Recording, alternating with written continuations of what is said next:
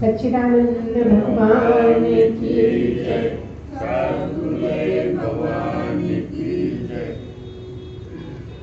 ओम भूर्भुवः स्वः तत्सवितुर्वरेण्यं भर्गो देवस्य धीमहि धियो यो नः प्रचोदयात्। ओम शांति शांति शांति। सच्चिदानंद भगवान की जय, सद्गुरुदेव भगवान की जय।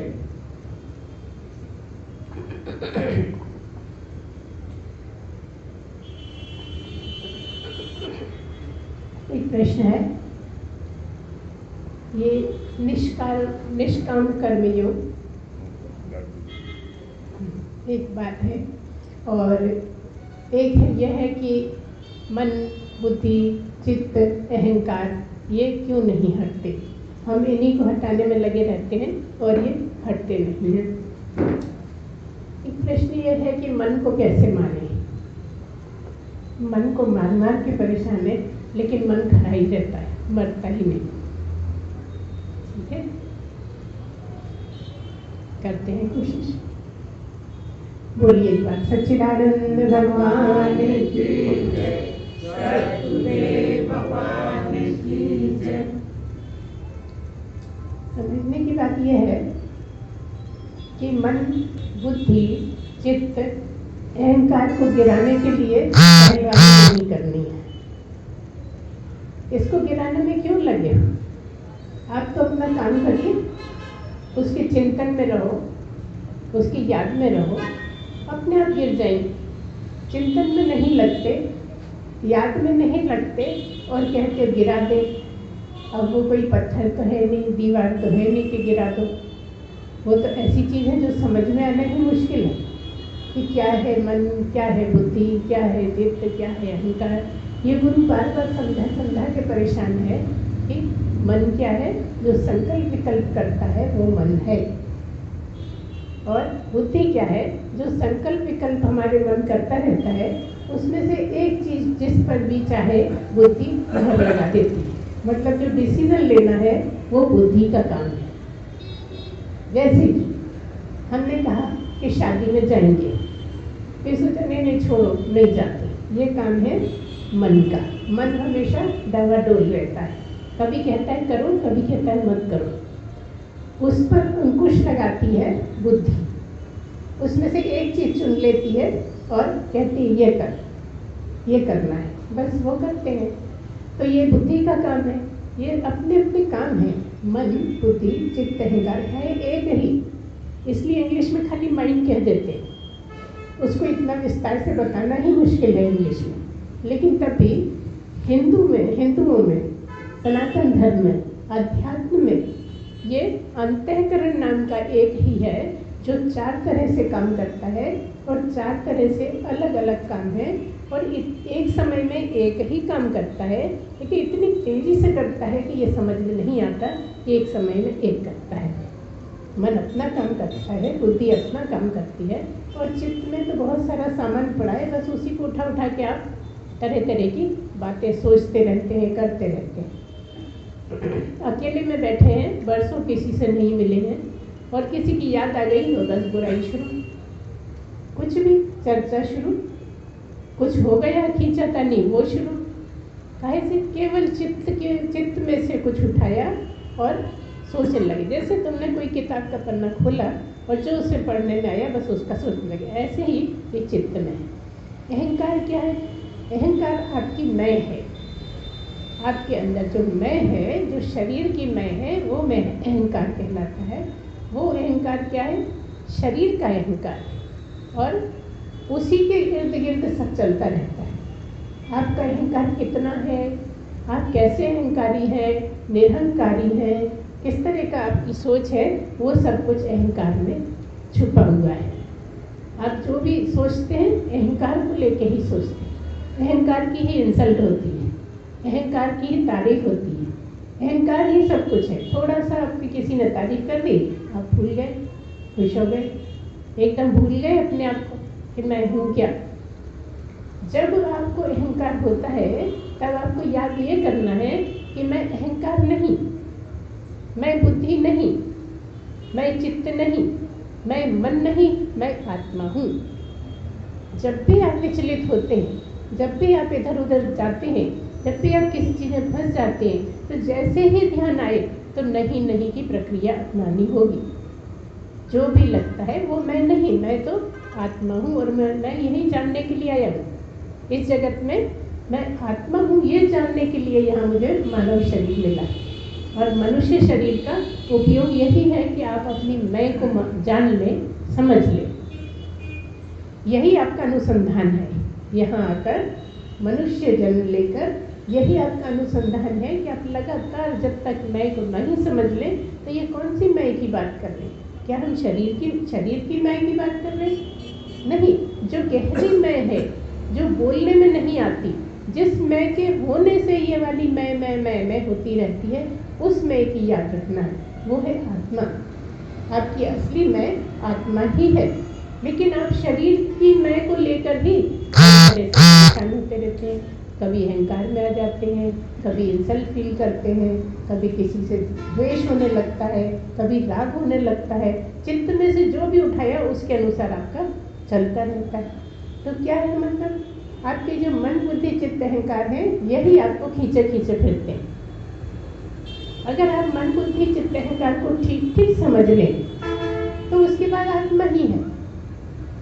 इंद्रियां तो मोटी सी बात है, इंद्रियों की बात जब चर्चा हम करते हैं तो कहते हैं ये मैं नहीं। उसके बाद मन आ जाता है ना? और मन आपका जिस तरह का आपने ढाल लिया है वैसा ही मन करता है। तो क्या करना? तपस्या मन की ही है। गाड़ी बैल नहीं जोतना है, आपको सामान नहीं ढोना है। हम ये नहीं कह रहे कि नहीं ढो, हम इस विषय की बात कर रहे हैं। सामान आप जितना भी ढोना है ढो दीजिए, कोई मना नहीं है। लेकिन बात यह है कि इसके अनुसंधान में आपको कोई बहुत मेहनत का काम नहीं है, ये बड़ा मेहनत का काम है कि आप मन को गिरा दें। मन आपको कुछ भी चित्त में से उठा के मन ही तो ले जाता फिरता है, दौड़ाए फिरता है आपको। मन कहता है ऐसा कर, मन कहता है चल खा, मन कहता है घूमने चल, मन कहता है शादी में चल। मन आपको जहाँ जहाँ ले जाता है, आप नहीं भी जाते हो तो भी पहुँच जाते हो। कई बार अपने स्थान पे बैठे बैठे ही मन आपको पता नहीं कहाँ कहाँ की सैर कराता रहता है, जो आपको बिल्कुल ध्यान नहीं रहता कि ये मन है, चालाक, मन की चालाकी है कि वो आपको खींच के जगह जगह रोलता रहता है, परेशान करता रहता है, मिट्टी में रोले रखा है। उसने अनुसंधान करने ही नहीं दिया। तो अगर आप मन को ठीक ठीक समझ जाएं तो आपका काम आसान हो जाए कि ये मन है और मन को ही आपको बस मतलब कंट्रोल करना है। कंट्रोल कैसे करोगे? कंट्रोल कोई कर नहीं सकता, मन कोई पकड़ ही नहीं पाए, मन को कोई आज तक समझ ही नहीं पाए।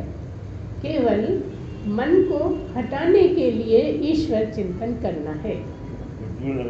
एक ही है हल, एक ही है, सबका हल एक ही है कि आपको चिंतन की आदत पड़ जाए, है ना। चिंतन की अगर ये आदत आने लगे, सुमिरन होने लगे, तो आप इससे पार जा सकते हैं। ये जितने भी नदी पहाड़ है ना, ऊंचे ऊंचे पहाड़ जो फलांग नहीं पा रहे हो, केवल भगवान के चिंतन के सहारे ही आप पार कर सकते हो। और कर नहीं पाते चिंतन, चला जाता है, मन नहीं गिरता। अरे ये बुद्धि ने तंग कर रखा है, अरे चित्त में कितना भरा है। एक चिंतन से चित्त भी खाली हो जाएगा, वो परमात्मा से भर जाएगा, खाली नहीं रह सकता। या तो उसमें संसार की गंदगी रहेगी या परमात्मा रहेगा। अब तुम अपने पूजा घर में किसको रखना चाहते हो ये तुम सोच लो। तुम्हारा पूजा घर तुम्हारा चित्त ही है, उसमें तुमने कबाड़ा बहुत पटक रखा है। अगर कबाड़ा फेंक जाए, फेंकेगा कैसे? हाथ से उठाएगा तो फेंक नहीं सकते। आप बस चिंतन में रहिए, याद में रहिए। अब आपके तो संसार के इतने काम हैं, चिंतन करेंगे तो काम कौन करेगा? तो काम करो और जैसी हटे चिंतन में आ जाओ। बड़ा आसान सा तरीका है कि याद बस एक ही चीज़ रखनी है कि जब तक काम करना है काम करो, जैसे ही काम से हटे तो इधर उधर न जाके चिंतन में आ जाओ। फिर फिर कोई काम कर लो, फिर चिंतन में आ जाओ। इसलिए ऐसा नहीं है कि आप आधा घंटा बस कर लोगे चिंतन, आधा घंटा भगवान की याद कर लोगे तो आप पार लेकर, नहीं। आपको 24 घंटे इस बात का ध्यान रहना है कि जब भी फुर्सत हो, चाहे 1 मिनट की मिले, आधा मिनट की मिले, लेकिन चिंतन में चला जाऊँ। और यही समस्या है, इसी के आसपास सारे क्वेश्चन घूमते हैं आप लोगों, कभी किसी तरह, कभी किसी तरह, कभी किसी तरह, और सबका जवाब एक ही है कि आप चिंतन करिए। चिंतन समझ में नहीं आता तो जो गुरु माँ बोलती हैं उसका याद करिए, वही चिंतन है। गुरु माँ ने क्या बोला है, एक कोई भी शब्द याद कर लो कि ये इसके बारे में क्या बोला था, उसका उधेड़ो, है ना। जैसे कोई स्वेटर उधेड़ता है, फिर बुनता है, फिर उधेड़ता है, बुनता है, और फिर वो सही करके ही मानता है। ऐसे ही आप सही सही बार बार करने की प्रयत्न करो। एक समय आएगा कि आपको अपने प्रश्नों के सही जवाब अंदर से निकलने लगेंगे, उठने लगेंगे, समझ में आने लगेगा। जो अभी परेशानियाँ लगती हैं, और बड़ी छोटी छोटी सी परेशानी है जो पहाड़ बराबर है कुछ भी नहीं उसमें, लेकिन वही तपस्या है। क्योंकि यहाँ पर क्या है, जो मन को शोधे बस वही शोध कर पाएगा। जो मन को शोध कर ले, जो मन को शुद्ध कर ले, क्योंकि परमात्मा क्या है, आत्मा क्या है, शुद्ध, बुद्ध, नित्य और मुक्त। ये 4 क्वालिटी हैं, नित्य, शुद्ध, बुद्ध, मुक्त। आप कभी मुक्त तो होने चले नहीं, मुक्त आप पहले ही है। जो आप असली मैं है वो मुक्त पहले ही है। आप ये इसको मुक्त करना चाहते हो जो मुक्त हो नहीं सकता। आप संसार की मैं को मुक्त करना चाहते हो, वो मुक्त नहीं हो सकता। बस जो मुक्त है उसमें मिल जाओ, जो आपके पास असली मैं है उसमें मिल जाओ, काम हो गया। यही अनुसंधान है। तब जानोगे मुझे तो कुछ करने का ही नहीं था, ये बेकारी में लगा था इतने दिन, करने को कुछ है ही नहीं। एक बार आत्मा से परिचय हो जाए तो करने को कुछ नहीं है।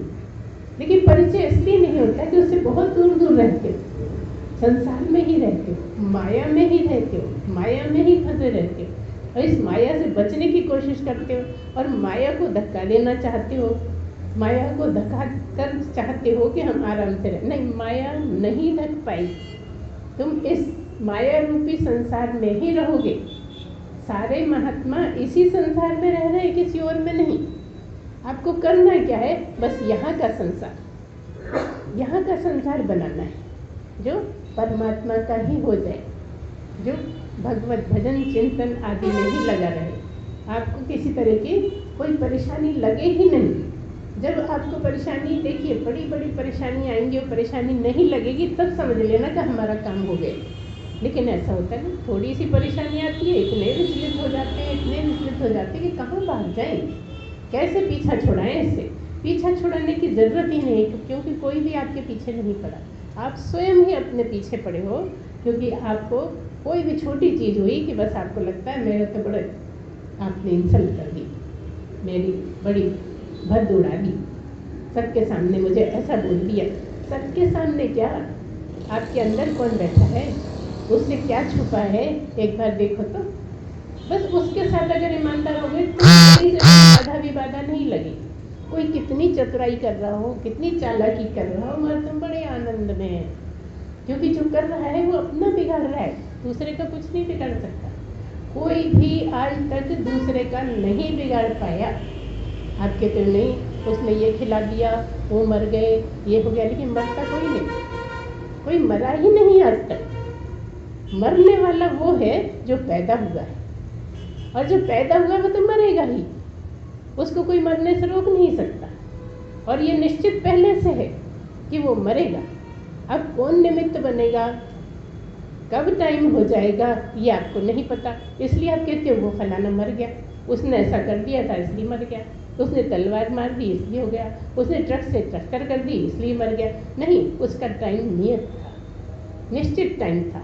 बहाना कुछ भी बन गया हो, लेकिन जितना समय मिला है उतने ही समय में आप क्या करना चाहते हो, अच्छा करना चाहते हो, बुरा करना चाहते हो, क्या करना चाहते हो, ये देख लीजिए। अगर सही में आप भगवान को पाना चाहते हो, परमात्मा को ढूंढना चाहते हो, परमात्मा को खोजना चाहते हो, तो ना कोई जंगल में जाना है, ना कोई मंदिर में बैठना आवश्यक है, जाइए, थोड़ा भाव बनता है, अच्छी बात है, लेकिन कंपलसरी कुछ नहीं।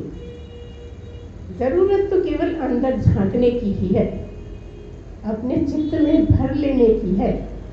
और चित्त में भरने को कोई चम्मच से भरना नहीं, किसी चीज़ से धक्का दे दे के जाना नहीं, बस जो आप करोगे वही चित्त में भरता जाएगा। अगर आप बुराइयाँ करोगे तो चित्त में बुराइयाँ भर जाएंगी। अगर आप ईश्वर नाम लोगे तो ईश्वर नाम भर जाएगा। अगर आप किसी से ज़्यादा अच्छा प्रेम करते हैं, किसी से नहीं, सब जीवों से, जो भी आपके सामने है, उससे प्रेम का भाव देखो, तुम्हारे चेहरा कितना अच्छा हो जाएगा। केवल प्रेम रखने मात्र से, सारी परेशानी प्रेम नहीं रखने से है। द्वेष आ जाता है, द्वेष के कारण सारी गड़बड़ हो जाती है। साधुओं पे, महात्माओं पे इतना तेज क्यों होता है? क्योंकि उन्हें सबसे प्रेम हो जाता है। कोई अपना नहीं, कोई तेरा नहीं। कोई अपना कितना भी बुरा कर रहा हो, वो जानते हैं कि भाई किसी जन्म में उसके साथ हुआ होगा कुछ, मेरी उधारी होगी, वो पट रही है, पटने दो, मेरा कोई क्या कर ले। हम तो कहते हैं मेरा नहीं, आपका भी कोई कुछ नहीं कर सकता। अगर आप अपनी मैं को समझो कि मैं कौन हूँ, तो चिंतन करो, उसका कोई कुछ बिगाड़ सकता है? किसी की पहुँच है, अपनी मैं तक तो पहुँच नहीं हो रही, और तुम्हारी मैं तक कोई कैसे पहुँचेगा, जबकि हैं दोनों एक ही। एक बार मैं से परिचय हो गया तो सबसे परिचय हो गया। फिर सबके अंदर कौन है? आप ही हो। यही समझना है कि जो मैं हूँ वही ये है, वही ये है, वही ये है, ये वही सब कुछ कौन है? वो एक मेरी मैं। जब मैं समझ में आ गई तो सब जगह मैं ही मैं, मेरे अलावा कुछ है ही नहीं। उस मैं तक पहुंचना सबसे आसान है, तू तक पहुंचना आसान नहीं। और पहुंचते हैं क्योंकि वो भी एक तरीका है कि तू ही तू, या मैं ही मैं। देखिए, हम तो मैं को इसलिए आसान कहते हैं कि मैं जितना करीब है उतना तू नहीं है, तू भी उतना ही करीब है मैं को जानने के बाद। वैसे भी आप देखिए, मैं आपसे बात कर रही हूँ तो मुझे अपना पता है, आपके अंदर तो पता नहीं कि आपके अंदर क्या है, आप बात क्या कर रहे हो, है ना, क्या चालाकी कर रहे हो, कितना द्वेष है, कितना प्रेम है, नहीं समझ सकते। लेकिन मैं अपने आप को समझने को कुछ है क्या? जो है वो पता है, क्योंकि मन में जो है वो सब हमारे पास है, जो चित्त में है वो हमें सब पता है। हाँ, ये हो सकता है कि पिछले जन्मों का जो हमें नहीं पता रहता, उसके हमें सपने भी आ जाते हैं, उसका असर भी होता है, वो कर्म भोगने के रूप में भी हमारे सामने आते रहते हैं। लेकिन मैं क्या हूँ, मैं अच्छा हूँ, बुरा हूँ, नाटक कर रहा हूँ, असलियत है, ये तो मुझे ही पता है ना मेरी, इसलिए मैं बड़ा आसानी समझ। बस एक बार उस तरफ चल पड़े, मनुष्य अगर चल पड़े तो मैं जितना आसान कुछ भी नहीं है। और फिर वह की तो बात ही छोड़ो, वह का तो पता ही नहीं, वो तो परोक्ष है, उसको देखा भी नहीं है। आप जो सुना रहे हो वो सुन रहे हैं, वह के बारे में तू जो सुना रहा है वो मैं सुन रहा हूँ। जितना तू सुनाएगा उतना ही मुझे पता है, उसके अलावा मुझे नहीं पता वह के बारे में। तो सबसे कठिन वह के बारे में जानना है, इसलिए वह की खोज करने वाले पूर्ण नहीं हो पाते। एक निश्चित जगह तक पहुंच जाते हैं, दर्शन भी हो जाता है, लेकिन वहां तक उनकी पहुंच नहीं होती जो मैं को जान के कर पाते हैं। सबसे जो बड़ी बात है वो मैं को समझना है, इसीलिए उनको ज्ञानी बोलते हैं। जिसने मैं को जान लिया वो ज्ञानी हो गया, और वह को जान लिया वो भक्त हो गया। वह को कैसे जानेगा? दर्शन के अलावा कुछ नहीं है, वह को जान लिया। परमात्मा भी तो वह है ना, तो वह को कैसे जानोगे? अगर तुम अपने को जान लोगे तो जानोगे कि यही परमात्मा है जो सब जगह विराजमान है, वो मैं ही हूँ। बस जो भी नकली मैं है वो गलत कामों में लगी, असली मैं तक पहुँचे कि मैं ही मैं हूँ, मुझसे अच्छा कुछ है ही नहीं, सारी विभूतियाँ मेरी ही है, कृष्ण की ही नहीं, सारी विभूतियाँ मेरी ही हैं। अगर समझ में आ जाए, चाहे वो कितनी अच्छी से अच्छी चीज़ है तो भी मेरी ही विभूति। और मान लो कोई जुए में बहुत एक नंबर है तो वो भी मेरी विभूति। गीता जिन्होंने पढ़ी है उनको समझ में आता हो कि अगर कोई किसी भी बात में बहुत होशियार है तो वो भगवान की विभूति है। हर चीज़ में अगर कोई बहुत सुंदर है तो वो भगवान की विभूति है, उसको कृपा करके मिली हुई है। तो सबके पास बहुत सारी विभूतियाँ छुपी पड़ी हैं जिनको आप उघाड़ नहीं पा रहे और सोचते हो कि जंगल चले जाएंगे तो शायद सपस नहीं, जंगल जाने से कुछ नहीं होना, दिमाग वहीं घूमेगा जहाँ रहते रहे। जहाँ जीवन गुजारा है, चाहे आप मंदिर में जाके बैठ जाओ, चाहे जंगल में जाके बैठ जाओ, लेकिन जैसा जीवन गुजारा है, जिस तरह के आप रहे हो, सारा कुछ वहीं उपस्थित हो जाएगा जहाँ बैठे। अकेले ही हो, कोई बात करने वाला नहीं है, लेकिन वही बातें लौट लौट के आएगी जिनसे भागते फिर रहे। इसलिए भागने से काम नहीं चलेगा। आप अपने तबेले का मैटर बदल लो। अभी जो कचरा भरा हुआ है, मिट्टी भरी हुई है, उसमें अमृत भरना है बस। और अमृत मनुष्य का चिंतन है, परमात्मा का चिंतन ही अमृत है, परमात्मा की याद में रहना ही अमृत है। आपको कुछ उठाना नहीं है, कुछ उल्टा करना नहीं है, पलटना नहीं है, केवल चिंतन करना। तो आपकी कैपेसिटी ये बढ़ती चली जाएगी, आप चिंतन कितना कर सकते हैं। जितना ज़्यादा चिंतन करोगे वही आपका तबेला खाली कर देगा, है ना। तबेला उल्टा रखा है, आपने बोझ सा भर के उसको अपने ऊपर रख लिया कि गिरने नहीं पाए, इसलिए आपको ज़्यादा असर पड़ता है। खोपड़ी में कुछ नहीं फर्क पड़ता, वो तो एक बर्तन है, उल्टा रखा है, आपको ही डिस्टर्ब करता रहता है। तो आप उसको निकालने का बड़ा अच्छा तरीका है कि चिंतन में रहिए और स्मरण में रहिए। अच्छा, हम ये दो शब्द क्यों बोल देते हैं? जो चिंतन है वही तो स्मरण है, फिर ऐसा क्यों बोल देते हैं? इसलिए कि चिंतन है गुरु के वाक्य और स्मरण है परमात्मा की याद। क्लियर कर लीजिए, स्मरण का मतलब है परमात्मा की याद में रहना, सुमिरन। और चिंतन है जो गुरु ने समझाया है उसको उधेड़-बुन करना। जितना ज़्यादा आप उस विषय पे सोचेंगे, समझेंगे, तो आप ज़्यादा क्लियर होंगे, आपकी शुद्धि भी होती चली जाएगी। दोनों ही तरह शुद्धि हो रही है, कभी ये तो कभी वो। हम एक में भी नहीं अटकाएंगे, अरे कौन करे। हम कई लोगों को ऐसे भी कहते सुना है, अरे कहाँ तक करें, हम तो कर करके हार गए थे। मैं आप कहती हूँ सुमिरन करें, हम तो 25 साल से कर रहे हैं, कुछ होता तो है नहीं। और सुमिरन ऐसा चलता है कि मुंह से तो चल रहा है राम राम राम राम, लेकिन गालियाँ याद आ रही हैं, किसी के लिए कुछ सोच रहे हैं, किसी के लिए कुछ पिटाई कर रहे हैं मन में कि मेरा मौका पड़ जाता मैं भी 2-4 जमा लेता। ये सब ये सुमिरन में नहीं आता। इसको निकालने के लिए परमात्मा का सुमिरन करना है। जिस तरह से जो विधि आपको आसान लगे, जो आप जिसमें ज़्यादा देर ठहर पाए। जैसे हम बैठने का कहते हैं कि जिस पोजीशन में आप ज़्यादा देर बैठ सकें वही आपके लिए सुविधाजनक हो। जो सुविधाजनक बैठक हो वही आप बैठिए, ताकि बार बार आपको पालती नहीं बदलना पड़े, बार बार आपको टेढ़े आड़े नहीं होना पड़े। कई लोगों को देखा होगा आपने, बैठते हैं 5 मिनट भी ऐसे नहीं बैठ सकते, कभी ऐसे होंगे, कभी वैसे होंगे, कभी ये पैर बदलेंगे, कभी सीधा करेंगे, कभी टेढ़ा करेंगे, बस यही चलता रहता है। क्योंकि सुन कुछ नहीं रहे, पैर में ही ध्यान है कि दर्द हो रहा है। और हम कहते हैं अगर दर्द भी हो रहा होगा और आप सुन रहे होगे तो आपका पैर का दर्द भूल जाओगे। इतनी प्रैक्टिस करनी है आपको। पैर का दर्द तो छोड़ो, सिर का दर्द भूल जाते हैं। अगर परमात्मा की याद में रहना आ जाए तो सिर का दर्द कितना तंग करता है ना तंग, लेकिन सिर का दर्द भी गायब हो जाता है। गायब नहीं हुआ, आप किस में लग गए बस वही विशेष है। जब आप छोड़ोगे तो फिर दर्द महसूस होगा। इसलिए दर्द से बचने का भी बड़ा अच्छा तरीका है कि चिंतन में रहिए, सुमिरन में रहिए। अरे गुरु माँ, दर्द तो और बढ़ जाएगा चिंतन में रहने से। अब तुम दुनिया भर की इतनी गुणाज सोच रहे हो, उससे नहीं बढ़ेगा, चिंतन से बढ़ जाएगा, है ना। क्योंकि कोई तुम्हारे पास ऐसा टाइम निकला जब तुमने कुछ और ना सोचा। ऐसा नहीं हुआ ना। सो के उठने से लेके सोने तक कुछ ना कुछ चलता ही है ना।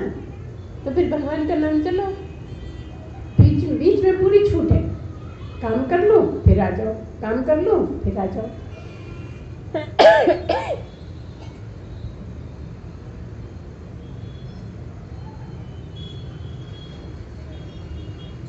हेलो ओम। एक बार बोलिए सच्चिदानंद भगवान की जय। कई बार हम आप लोग को सुनाए करते हैं, अभी बहुत दिन से नहीं सुना है, शायद बहुत पहले सुना होगा कि एक सेठ जी थे। उनका बड़ा कारोबार था, बहुत बड़ा कारोबार था, बहुत सारे नौकर चाकर थे। इतना कारोबार बढ़ गया था कि वो नौकर चाकर निपटा नहीं पाते थे काम। हर रोज कोई नया नौकर बुलाना पड़ता था, नौकर बढ़ते जा रहे थे।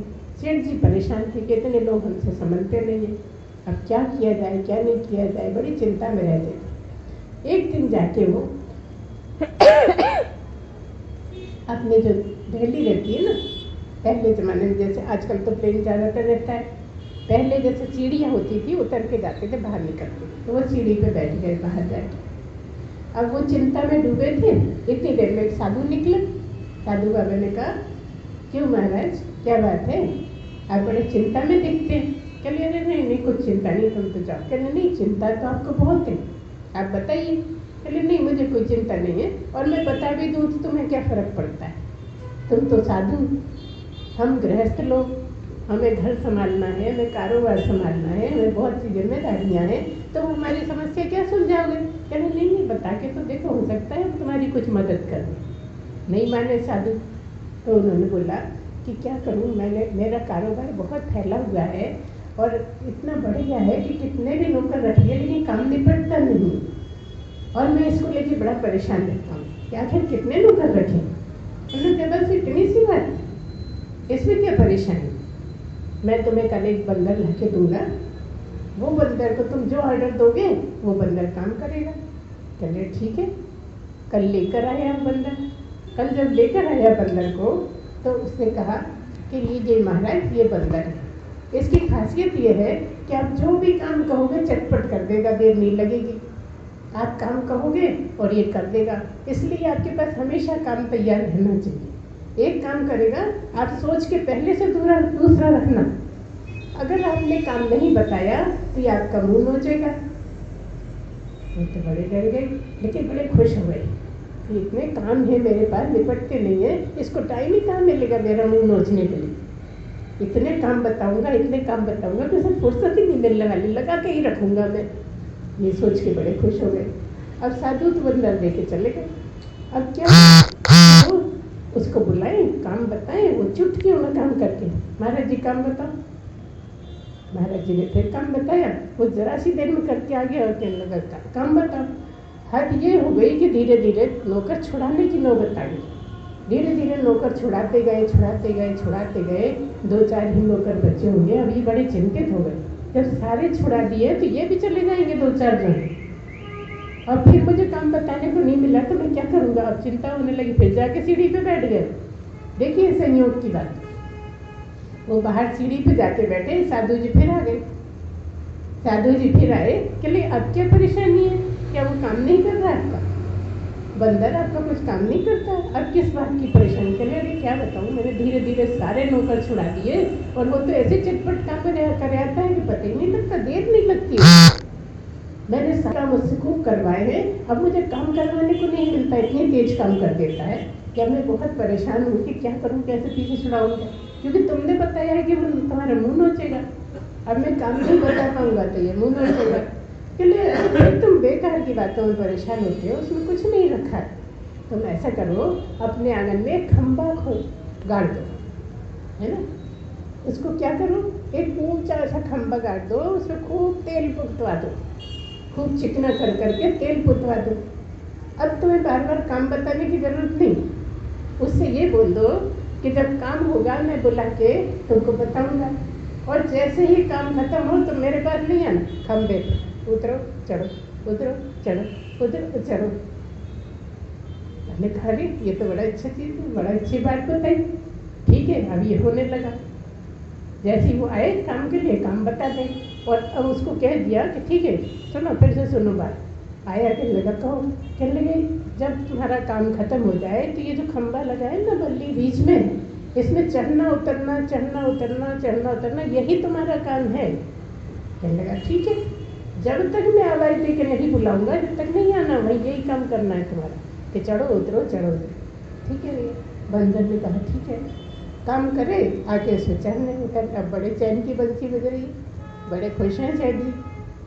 क्या कह रहे हैं, अगर तुम ऐसे ही चढ़ो उतरो सुमिरन आपका चले तो आप कितनी चैन की बंसी बजा सकते हो?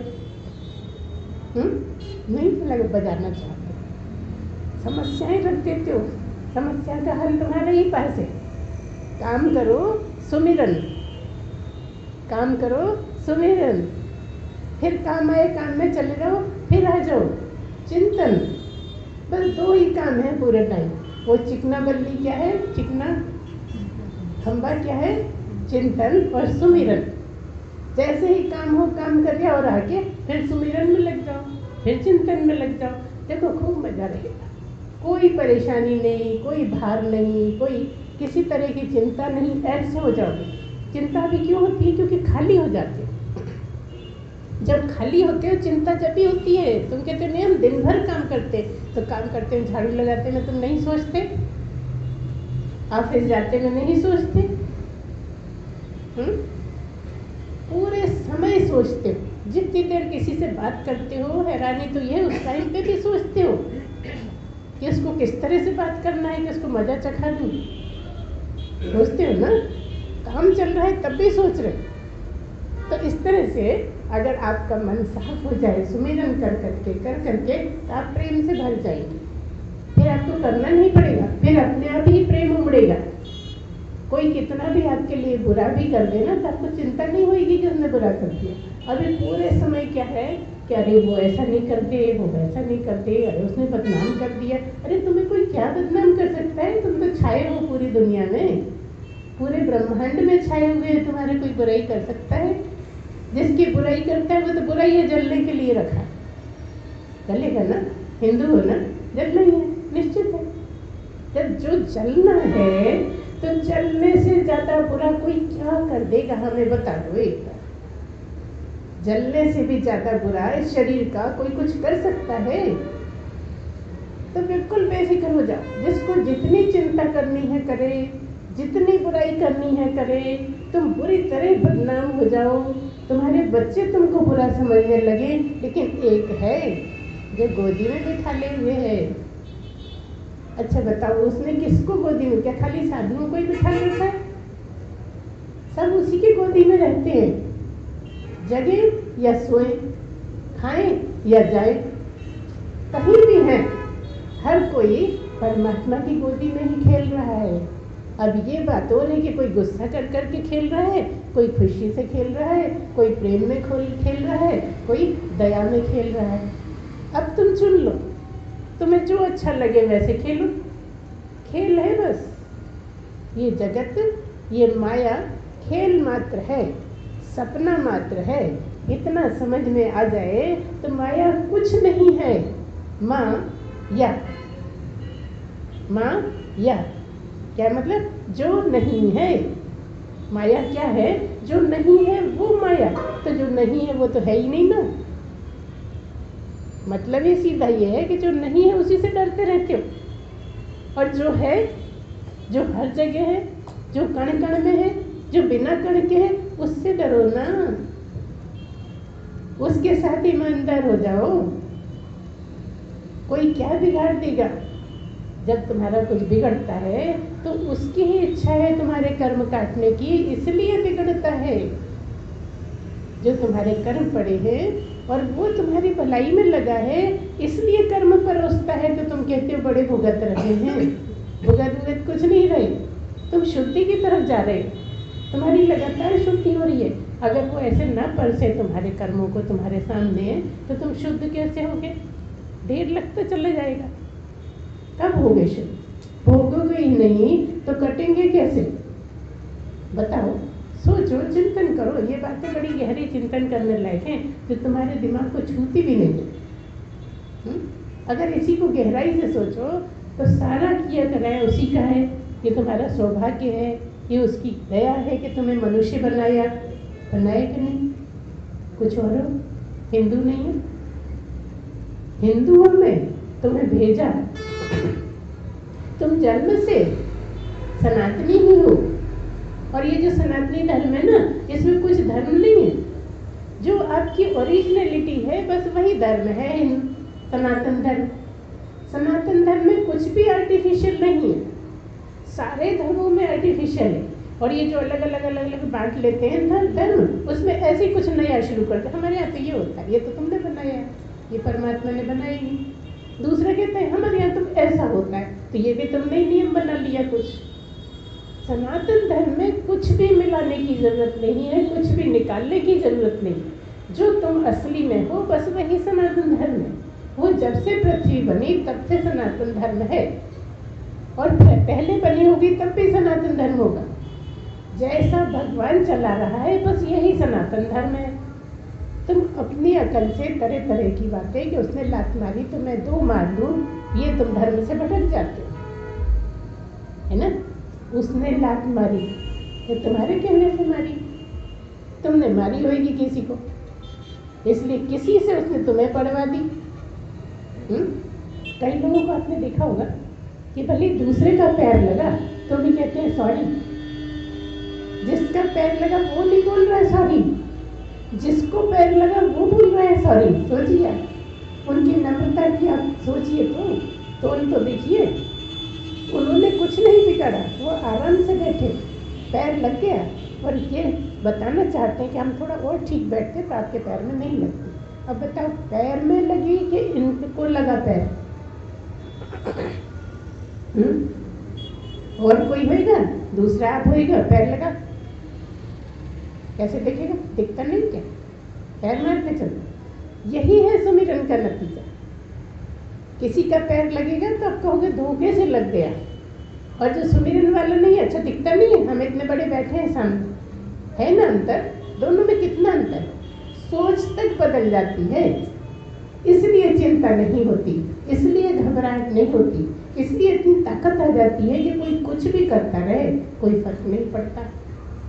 अच्छा ये भी बता दें कि जो यहाँ पहुँचता है उसको बहुत तकलीफें होती है, बहुत परेशानियाँ होती हैं, और जो किसी से नहीं कहता वही जीत पाता है, और जो कहता फिरेगा कुछ नहीं होना, क्योंकि उसने तो हवा में उड़ा दिया।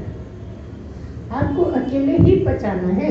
पचाने की शक्ति कितनी है ना? एक पचाने की शक्ति परमात्मा देता है जो खाते, और एक पचाने की शक्ति आपको डेवलप करनी है कि किसी ने कुछ भी कह दिया आप पचा गए, है ना। इसी को कहते हैं नीलकंठ, इसी को कहते हैं जहर पीना।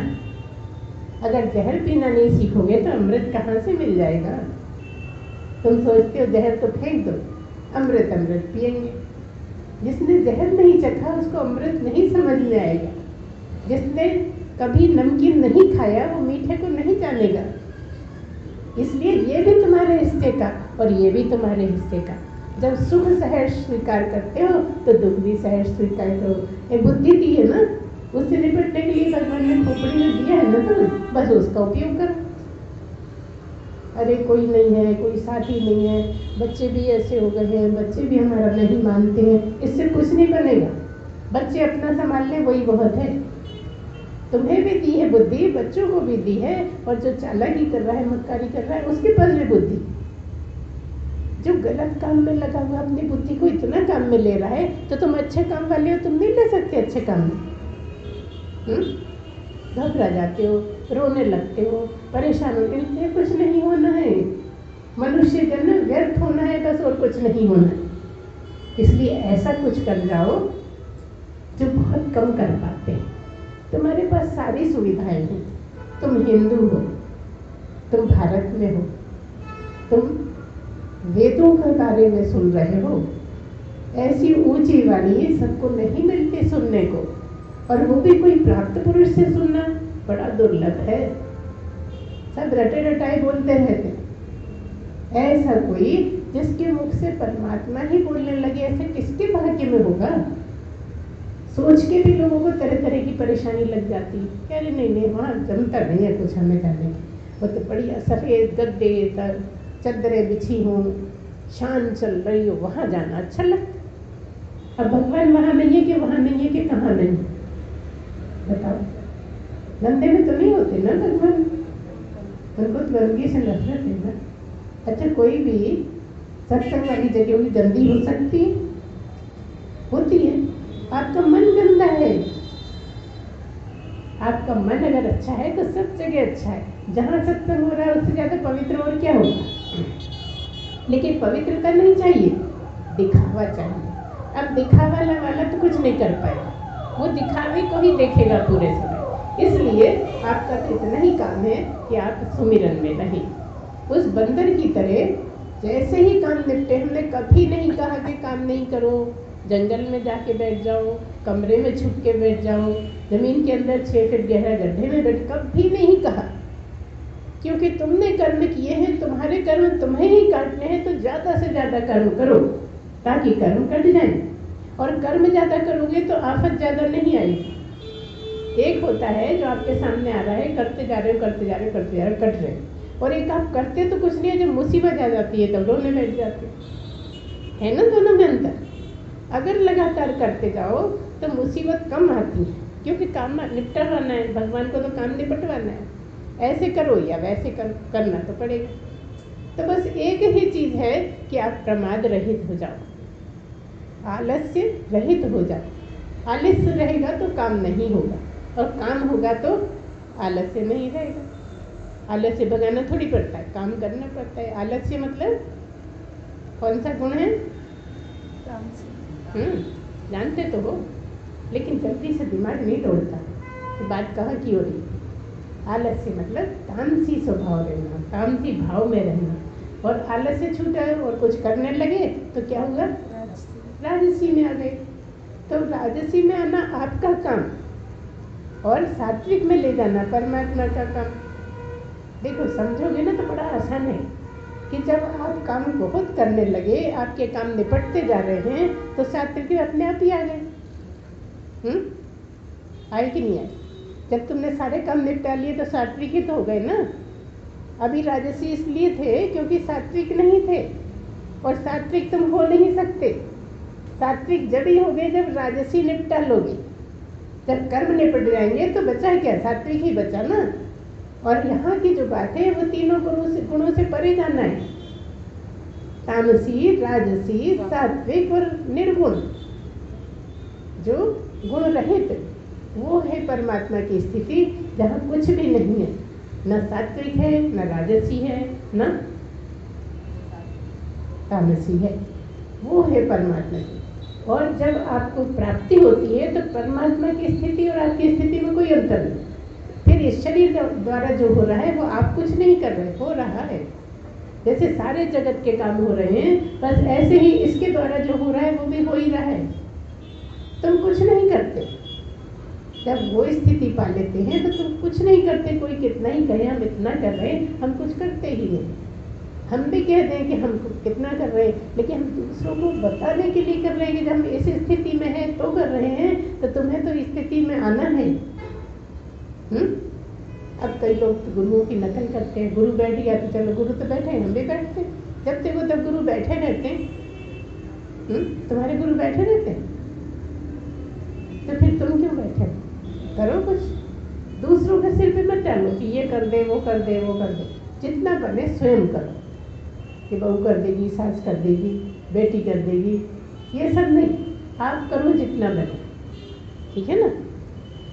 अब किसी किसी की तबीयत खराब है, ज़्यादा उम्र हो गई है, तो नहीं कर पाए तो कोई बात नहीं, उसको तो दूसरों को करना है उसके लिए।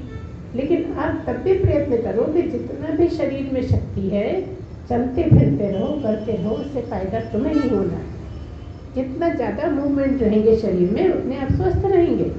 और खा के बैठ गए, पूरे टाइम बिस्तर पे बैठे, पूरे टाइम ओढ़े पड़े, तो कुछ नहीं होता। इसलिए बार बार हम काम करने पे जोर देते हैं कि आप कुछ ना कुछ करते रहिए। अच्छा, काम करना नहीं चाहते तो कम से कम सिमरन करते हो। सिमरन का ही काम पकड़ लो। अब तुम तो खाली भी बैठे होते हो तो भी सिमरन नहीं करते। इसके लिए आदत डालनी होगी उस बंदर की तरह। जैसे ही निपटे सोच लो। ऐसा नहीं है कि जगत के काम में नहीं है सोचने के, होते हैं। आप सोच लो, विचार कर लो, फिर यहीं आ जाओ। कुछ निर्णय निकाल लिया, फिर यहीं आ जाओ। जब इस तरह से रहोगे तो कोई शिकायत ही नहीं बचेगी। क्योंकि आप इस तरह रह नहीं पाते और प्रश्न ढूंढते हो दूसरे दूसरे, जबकि ऐसे रहने के बाद प्रश्न नहीं उठेंगे और आपको किसी का कुछ बुरा भी नहीं लगेगा। कोई आपको मार डालना चाहेगा तो भी नहीं मरने वाले।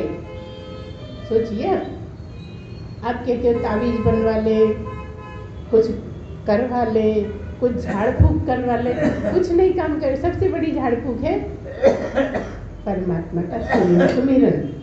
इसलिए क्या कहते हैं, सुमिरो सुमिरो सुमिर सुमिर सुख पाओ। जब ज्यादा सुमिरन रहोगे तो सुख में ही रहोगे, और सुमिरन छोड़ा के दुख में आ जाओ। करके देख लो, रोज में तुम्हें समझ में आ जाएगा। इधर सुमिरन छोड़ा तो इधर की चिंता, उधर की चिंता, अरे कैसे करे, बड़ी दुर्भर है जिंदगी, कैसे निकलेगी, कोई साथ नहीं दे रहा है, दुनिया भर की बातें। कौन साथ देता? जब आए थे जब कोई साथ था, तो फिर जाओगे जब कोई साथ होगा। जब आते समय साथ नहीं, जाते समय साथ नहीं, तो बीच में भी क्यों ढूंढ रहे हो साथ? अकेले ही आए हो, अकेले ही जाना है, इसलिए अकेले ही जीवन में बिताना है। सबके एक से काम नहीं, सबके अपने अपने काम है, सब अपने अपने काम में लगे रहे, तुम भी अपने काम में लगे रहो। देखो कितना अच्छा जीवन होगा। अभी तुम जीवन को समझ ही नहीं पाते कि जीवन कैसे निकालना है, और फिर इनकी उनकी बातों में आ जाते हैं। इसकी उसकी बातों में नहीं आना है, क्योंकि जिसके पास जैसा दिमाग होगा वैसे बात करेगा। तो क्या है तरीका, फार्मूला क्या है? सुन लो सबकी, कर लो मन की, जो उचित लगे, जो तुम्हारे नुकसान नहीं हो, ऐसा करो। कि उसने कहा था वैसा कर लेते हैं, उसने कहा था वैसा कर लेते हैं, उससे काम नहीं चलेगा। आपके पास भी है, बस उसका प्रयोग करो और आगे बढ़ते जाओ। इस तरह से आप सब कुछ कर सकते हो इस जगत में रहते। आप पहले से प्लानिंग करोगे कि हमें 5 बजे आना है, तो बिल्कुल आ पाओगे। आप सोचते चले जाएंगे, बहुत टाइम है, आराम से जाएंगे, पास में ही तो घर है। आप ये नहीं सोच सकते कि हमको वहाँ जाना होता तो कितना टाइम लगता। आपकी सुविधा से, आपके सौभाग्य से यहीं पर ही हो रहा है, तब तो टाइम पे आ जाना चाहिए ना। हालांकि ये बातें सत्संग की नहीं है, लेकिन ये भी रखती हैं अपनी जगह। ये आपके स्वभाव को दर्शाती है, ये आपकी समझ को दर्शाती है, ये आपकी श्रद्धा को दर्शाती है। आपको कैसी श्रद्धा है, आप कितनी आज्ञा में रहते हो, कितना सही चल पाते हो, ये सब पता लगता है ना। आप सोचते हैं अरे गुरु माँ तो आके बैठी होंगी, हम चले जाएंगे, अगर हम चले गए, गुरु माँ नहीं आई तो कैसे काम चलेगा, हमारे 5 मिनट बेकार हो जाएंगे। उतनी देर आके सुमिरन कर लो, 5 मिनट के लिए सुमिरन कर लो। इस तरह से आप लगातार अगर अपना सही बना ले, क्या सही बना ले? रहनी, बस रहनी ही सही करनी, और कुछ करना ही नहीं है। यहाँ पे रहनी में मुख्य क्या है? बल्ली पे चढ़ना उतरना, चढ़ना उतरना। आवाज़ दी, किसी काम ने आवाज़ दी आपको, जाके काम कर आओ और फिर आ जाओ बल्ली पे। बस यही जीवन बना लो, बड़ा आसान सा, बड़ा सुंदर सा, बड़ा मीठा सा है जीवन आपका। अभी जो इतना बोझ लग रहा है वो इसीलिए लग रहा है कि इसमें आपने सुंदरता बिल्कुल हटा दी है। कुछ भी करते हो, कुछ भी सोचते हो, किसी ने कुछ कहा विचलित हो जाते हो, परेशान होते रहते हो। इस दुनिया की आदत है कहने की, कहते रहे। तुम्हें अगर परमात्मा को ढूंढना है तो उसका एक तरीका खास बना लो, और जब सुमिरन में रहोगे तो याद भी नहीं आएगी। तुम कहते हो गड़बड़ हुई ना, इसलिए सुमिरन ही नहीं होता, नहीं होने लगेगा। प्रैक्टिस करो, होएगा बिल्कुल। शुरू में क्योंकि आदत है विचलित होने की, इसलिए डिस्टर्बेंस लगेगा। लेकिन जब तुम ये सोचोगे हमें क्या करना, कोई कुछ भी कहे, वो अपने मुंह से कहता है कि तुम्हारे मुंह को कर रहा है अपने बस में, है? तुम्हारे मुंह को तो नहीं कर रहा ना बस में। अच्छा, जब तुम्हारे मुंह को बस में नहीं कर रहा, तुम उसके मुंह को बस में कर पाओगे? तो सब स्वतंत्र है, जिसको जो कहना है कहने दो, है ना। और आप अपना काम करिए, बस यही है जीवन जीने का ढंग।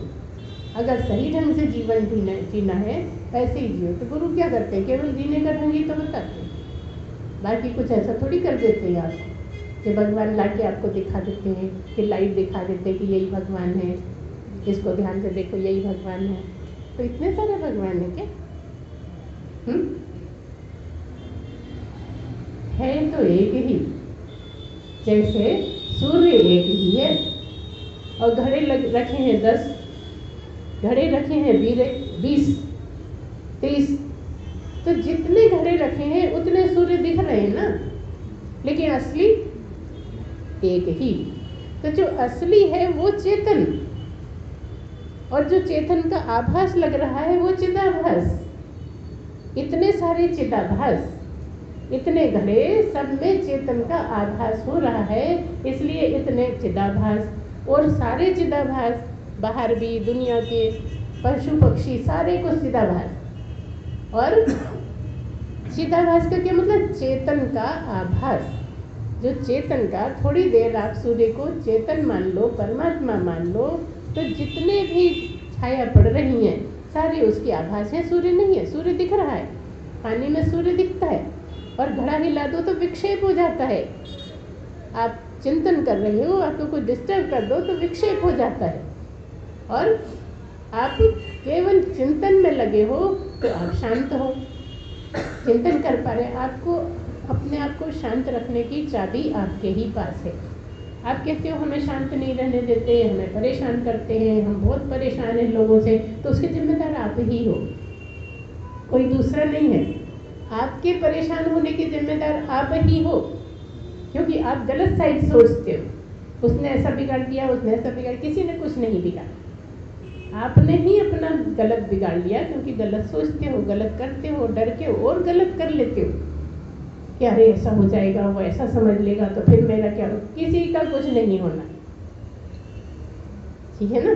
अगर ये बात ठीक से बैठ जाए या समझ में आ जाए तो ना झूठ बोलने की जरूरत है, ना डरने की जरूरत है। लेकिन डर भी लगा है, डर के कारण झूठ भी बोलना है, और झूठ बोल बोल के कर्मों का ढेर लगा लेना है। आय काय के लिए थे ढेर खत्म करने के लगाने नहीं लगाने ही तो है, लगाए जा रहे हो, लगाए जा रहे हो, जाने कितना ढेर लगाने। क्या काहे के लिए? केवल गलत सोच से। और कहते हो दूसरे हमारे बारे में गलत सोचते हैं, तुम स्वयं ही अपने बारे में गलत सोचते हो। तुमने स्वयं ही अपनी धारणा गलत बना ली है। तुम तो वो हो जो असली इसमें बैठा है, तुम वो हो जिसके कारण सब हो रहा है, तुम वो हो जिसके तुम्हारे होने से ही सारा कुछ चलता है, सुनाई देता है, दिखाई देता है, बोलने में आता है, सुनने में, सारा कुछ जो भी हो रहा है तुम्हारे होने से हो रहा है। इस शरीर के होने से तो हो रहा है, लेकिन मुख्य तुम हो, क्योंकि बिजली तार है इसलिए दौड़ रही है, लेकिन मुख्य बिजली है। बिजली होने से ही है ना, तार में तो यहाँ से वहाँ ले जाते हो, तो तार में तो प्रवेश है तो सब हो रहा है, लेकिन बिजली तो एक ही है जो अंदर बैठी बिना कनेक्शन किए, और यहाँ की बिजली कनेक्शन की है ना। ऐसी बिजली कोई देखी तुमने जो बिना कनेक्शन की? तो कहोगे हाँ, ट्रक की बैटरी, कार की बैटरी उससे बनती है। यहाँ कुछ बनने बिगड़ने वाला नहीं, जो बना बनाया है बस वही, जो कभी बिगड़ता ही नहीं बस वही तो तुम हो, जिसको आत्मा कहते हैं, जिसको परमात्मा कहते हैं, वही तुम हो, ठीक ठीक वही हो तुम। जिसके होने से सब होता है जो कुछ नहीं करता, और जिसके होने से सब होता है जो कुछ नहीं करता, वही तुम हो। तो तुम कुछ करते हो क्या? तो तुम कुछ करते ही नहीं। परमात्मा पे कोई धूल फेंक सकता है? परमात्मा की कोई फोटो बिगाड़ सकता है? फोटो होती है क्या परमात्मा की? कृष्ण भगवान की होगी, राम भगवान की होगी, लेकिन कृष्ण भगवान ने जिसे पाया, राम भगवान ने जिसको समझा अपने गुरु के द्वारा, उसकी कोई फोटो है? गुरु की भी होगी, उनकी भी होगी, लेकिन जो समझाया उसकी कोई फोटो है क्या? तुम वो हो जो दिखते नहीं, जो सुनाई नहीं पड़ता, जो चखने सुनने में नहीं आते, सूंघने में नहीं आते, छूने में नहीं आते, वो तुम हो। तुम्हारा कोई क्या बिगाड़ लेगा? सोच के तो देखो, तुम कितनी महान चीज हो। कोई जगह तुमसे खाली नहीं है, हर जगह तुम हो। कहीं भी, कितनी दूर दूर तक कितने ही ब्रह्मांड हो, सब जगह तुम ही हो, इसी ब्रह्मांड में नहीं। ब्रह्मांड का मतलब ही है कि ब्रह्म जहाँ जहाँ तक भी है। अब उसको अपनी दृष्टि से बना लिए बहुत सारे ब्रह्मांड, जबकि देखा जाए तो ब्रह्म जहाँ तक है सारा पूरा एक ब्रह्मांड होना चाहिए, लेकिन तब भी, क्योंकि अभी देखा ही नहीं दूसरा ब्रह्मांड, अभी दूसरी पृथ्वी नहीं देखी गई, साइंस इतनी आगे बढ़ गई है कि आजकल पेट में बच्चा नहीं, ऐसे तरीके निकल आए हैं कि ऐसे ही बर्तन में बच्चा बड़ा हो जाएगा। लेकिन ये नहीं जान पाए कि पृथ्वी दूसरी कहाँ है, कोई और मनुष्य जैसी दूसरी पृथ्वी भी है, कोई रहते हैं क्या, है अंदाज के हैं, लेकिन आज तक नहीं मालूम कर पाए। ऐसा परमात्मा, जो चाहे वो मालूम कर लो और जो चाहो मालूम न कर पाओ, सब उसी के हाथ में। तो उसी का चिंतन करो, उसी का मनन करो, उसी की याद में रहो, बार बार याद करो, बार बार धन्यवाद दो, बार बार अपने गलत कर्मों की क्षमा मांगो कि अभी तक जो कराया सो कराया, अब नहीं कराना। इस तरह से आपको बार बार प्रार्थना करनी होगी और स्वयं भी प्रयत्न करना होगा कि न करें गलत। तब होगा। आपको वो करता रहे, हम करते रहे इधर, और वो करता रहे, हमें क्षमा, कुछ नहीं होना। जहाँ के तहाँ खड़े, जहाँ से आए थे जाते समय उससे ज़्यादा लाभ के ले गए। इसलिए अच्छे ढंग से आप कहोगे ये तो सब प्रवचन है, प्रवचन करने में क्या लगता है? नहीं, करने में भी कुछ नहीं लगता। आप एक बार ठान तो लो, करना कुछ मुश्किल नहीं, क्योंकि करना कुछ है ही नहीं। अगर बात समझ में आ जाए तो करना क्या है बताओ, सब हो रहा है, इतना ही है। अगर ये ठीक से समझ में आ जाए तो मैं कुछ भी नहीं और सब कुछ मैं ही हूँ। जो भी दिखता है वो मैं नहीं, लेकिन जो नहीं दिखता, जिसके होने से सब दिखता है, जो दिखता है वो नहीं, जो देखता है वो। आंखें नहीं, शरीर नहीं, जो इन आंखों के झरोखों से देखता है वो, जिसकी कोई शक्ल नहीं है, जिसका कोई आकार नहीं है, जिसके सारे आकार उसी के हैं, उसकी बात करो, उसको समझने की कोशिश करो। फोटो हो तो फोटो देखोगे, जिसका फोटो ही नहीं, तुम ही वो हो, उसको कैसे देखोगे, कैसे सुनोगे, कैसे सूंघोगे, कैसे छुओगे? वो तो तुम ही हो। तुमको तुम पहचानो, बस इतना ही है। तुमको तुम जिस दिन पहचान गए तो सारी दुनिया तुम ही, तुम्हारी नहीं कह रहे हैं, सब कुछ तुम ही, पशु पक्षी तुम, ये तुम, ये तुम, ये तुम, सब कुछ तुम ही तुम। और तुम्हारा इतना ज्यादा विस्तार के कहीं अंत नहीं। तुम अनंत हो, तुम अविनाशी हो, तुम अजर हो, तुम अमर हो, वो तत्व हो तुम। उस तत्व को पहचाना नहीं कि तुम वही।